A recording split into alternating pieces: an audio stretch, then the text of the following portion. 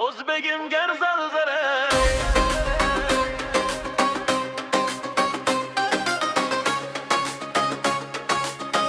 O'zbegim garzalzare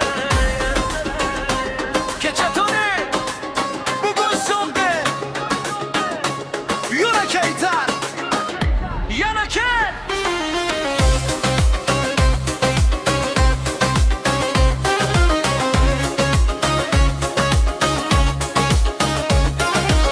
Barnokelar kulib sayyora yonar bo'lib shahlo ko'zlari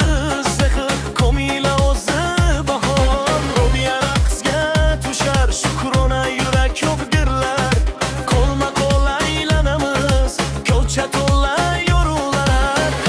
qara qizlar kelar bir qarashda holim o'zgarar yozgi tunning o'rtasida sevgi meni chorlar O'zbegim go'zallari yurakni olib ketar ey O'zbegim go'zallari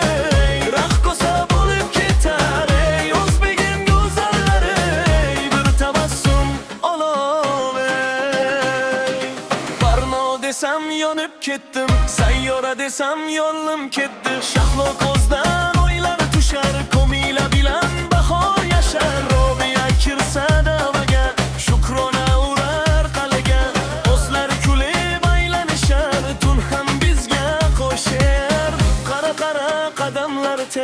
Her nigohda bor bir seri Yurak endi jim turolmas Bugun sahna şu yer O'zbegim go'zallari yurakni olib ketar ey O'zbegim go'zallari raqqosa bo'lib ketar ey O'zbegim go'zallari bir tabassum olov ey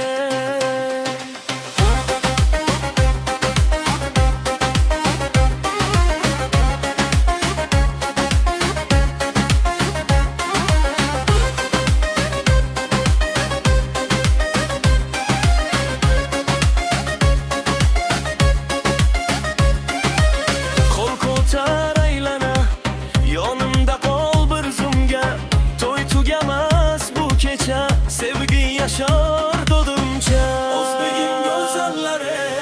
yurakni olib ketar ey O'zbegim